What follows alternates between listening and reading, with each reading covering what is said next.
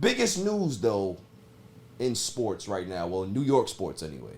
The Knicks, they shit the bed in the Donovan Mitchell trade.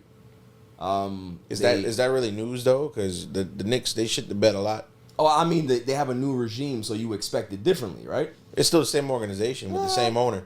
Listen, people need to stop bashing Dolan. Dolan does not do anything bad. He's hands off, and he lets the people with the basketball knowledge run the basketball. So you can't blame Dolan for that. Poor Spike Lee. He puts himself through it every season. But, you know, the Jazz end up trading Donovan Mitchell to the Cleveland Cavaliers. They get a haul back. They get a lot of players back. Colin Sexton, Lauri Markkanen, the rookie, what's his name? 𝐥𝐤𝐤𝐤 or whatever his name is. They got a couple picks, some pick swaps. And it took New York by surprise because they believed that they were exclusively negotiating with the Jazz. And when you're in negotiations, you should never think that you're the only team that's in the running. There's always a dark horse. So they thought that they had the leverage and they didn't.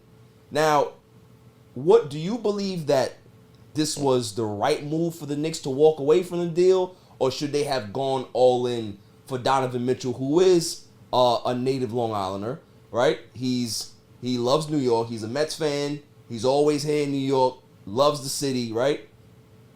Is that somebody who they should have looked at to say, all right, we got to go all in to get this guy because he's a culture changer. He can be able to generate the type of business that we want to maybe get some other stars here at some point. Hometown hero. Right? Hometown hero type of thing, right? Like, do you think the Knicks did the right thing or did they botch it? No, they botched it. See, Donovan Mitchell, he may not be a LeBron James or a Steph Curry or a Kevin Durant. Right. But he's still a player that if he's on your team, you know that A, he's going to be the face of the team or the face of the franchise. Correct.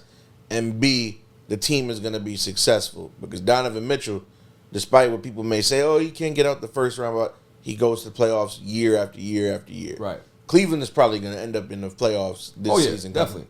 They're definitely a top 5 seed. So, for the Knicks to pass on a guy like that, but then you could sign a career bench guy to a $100 million contract. $100 million contract and Jalen Brunson, you know. I mean, Jalen Brunson and Julius Randle might not even get you 35 wins. Right, and then the fact that they just extended R.J. Barrett as well. So the trade, the way it looks is that the Knicks chose R.J. Barrett over Donovan Mitchell. Now, Claude, you're a Knicks fan. What are your thoughts on that? I mean, they had to do something. They had the money. They had to spend it. But you had to lock in RJ. RJ's that guy. This all is for RJ to develop their guy and have some help around them to really turn him to a superstar that they think he is. Okay, but you're giving RJ the money, hoping that he will become a superstar. Right. You got a guy that already is a star, and he's 25 years old. But the price was crazy though. Was it really? They was trying to give up. They wanted Danny Ainge wanted everything. Yeah, there's a New York tax. I get it, but what I'm saying is that certain guys, you got to take the plunge for, because if you have all of these, all right, the Knicks have these trade assets. They got these picks. They got these young players. What are you gonna do with these young players? You can't pay everybody. See, here's my opinion on this, and plenty of people that I talk sports with always disagree on me on this. But picks, you never know what the picks are going to turn Exactly. into. A pick could be a Michael Jordan or a pick could be an Anthony Bennett. Right. You don't know until you make the pick and the pick sees the court. Absolutely. If I'm trying to win now, picks don't mean anything Or to even me. not even trying to win now, but just create a brand new culture, right? Because Not even brand new culture. If I want to go from a team that finished 12th in the league to 8, that's a playoff spot. 12 to 8 is But what a I'm difference. saying is that it's a culture change, because what you're doing is you're telling your fan base, we're trying to go in a new direction in regards to putting a winner on the field, on the court, rather than, okay, we have these young kids who we're going to see grow and we don't know what's going to happen. You're getting a legit bona fide guy that you know what you're going to get out of him, right? You know what you're going to get out of him, and also it's potential to land somebody else to pair with him, right? I would have rather see a Jalen Brunson Mitchell backcourt than R.J. Barrett and Brunson. Give me that backcourt any day. Like, I've seen small backcourts be successful. We had Dame and CJ. They did pretty well in Portland, right? They didn't win a championship, but they were in the playoffs every year. Playoffs, yeah. You know what I'm saying? So it's like for a Knicks franchise to look at a guy like Mitchell and say, oh, the asking price is too much. What do you have to show for it otherwise? Are you a playoff team? No. Are you a consistent winner? No. You signed Randall to a bad deal. You signed Evan Fournier to a bad deal. You signed Mitchell Robinson to a bad deal. You signed Brunson to a big deal. Is this team right now presently constructed a playoff team? They're not. So you can go from, okay, maybe we can compete for a playoff spot, or maybe we won't be that great, but at the same time, we have a star in the building that we can build around. Who are you building around right now? The hope that RJ Barrett is going to turn himself into an efficient basketball player? Because he scored 20 points a game last year, and he was inefficient with those 20 points. Randall, another dude that played the whole season and averaged 20 points. Inefficient 20 points. So you got two guys that are getting paid that are inefficient scorers on the team. You could have got a guy that is a bucket getter. It's a no-brainer for me. I don't care how much you asking for. You want 4 picks? You can take the 4 picks. I'll give you 4 picks and 2 pick swaps. Because what I'm getting is more than those picks can give me. Because at the end of the day, what are they going to do? They're going to kick those picks down the road, right? And hope for another disgruntled star to be ready to want to get traded. Then you're going to have to pony up the picks anyway. It don't make sense. So you hear Knicks fans, oh, we're happy about... What are you happy about? RJ Barrett is good. He has talent, but he's not Ja Morant. He's not Zion. He's in the same class, but he's not in the same class as those guys on the court.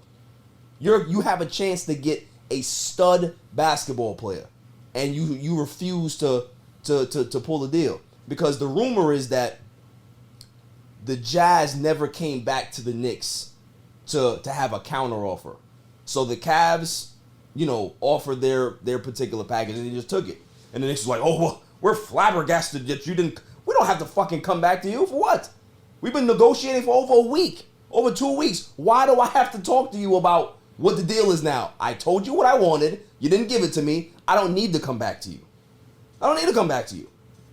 So you said, what realistically? How many wins do the Knicks get with this current roster next season? 28. Claw?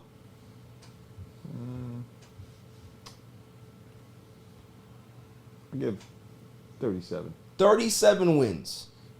And you just paid 3 guys big time money. Don't add up to me. I had somebody in my DMs yesterday talking about, oh, well, this is a good move for the Knicks. I'm like, you sound like a Knicks fan. Most Knicks fans don't know what they're talking about. Most Knicks fans don't know what they're talking about. It's not that they don't know what they're talking about. They're delusional. There you go.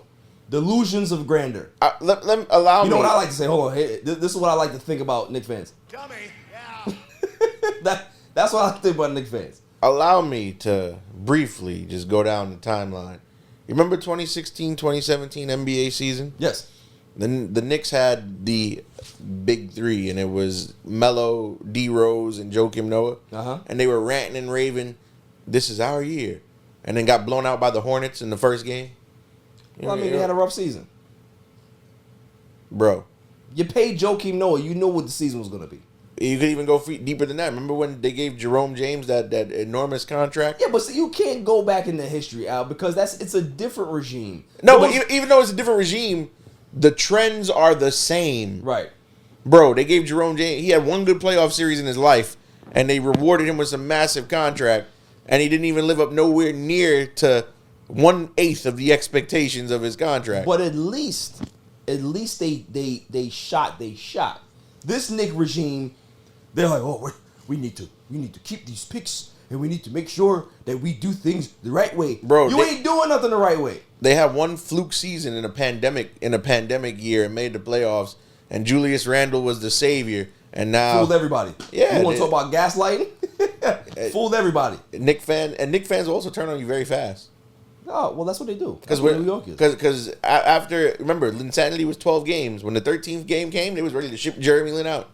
Nah, they were still hot on Jeremy Lin, man. They wanted they wanted to ship out Melo. That's what people were talking about at that point. They wanted to give all the reins. They wanted Melo gone. They wanted Stat gone. Yeah, they wanted to build a team around Jeremy Lin, which was a mistake. But you understand that Knicks fans get hyped about certain things that happen. I understand it, but you got to be realistic. And they've been delusional even when it comes to the draft, bro. Like, look at how many bad draft picks the Knicks have had through the course of time, bro. Like listen, I'm guaranteed the most diehard Knicks fan will tell you that Frank Williams in 2001 was a good pick.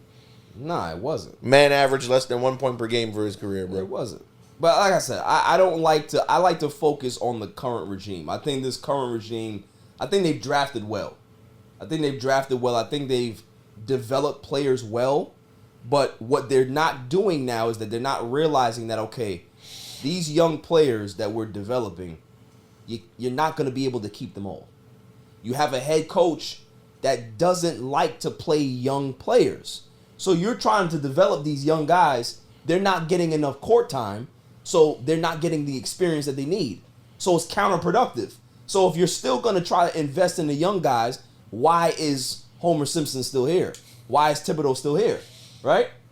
If you want to get some proven guys in here, then you should have got Donovan Mitchell. Because at the end of the day, if you're going to keep Thibodeau, Donovan Mitchell would kind of answer those questions for him, right? That he won't have to commit to playing young players. He can play some guys that are established. It doesn't make sense. It really doesn't.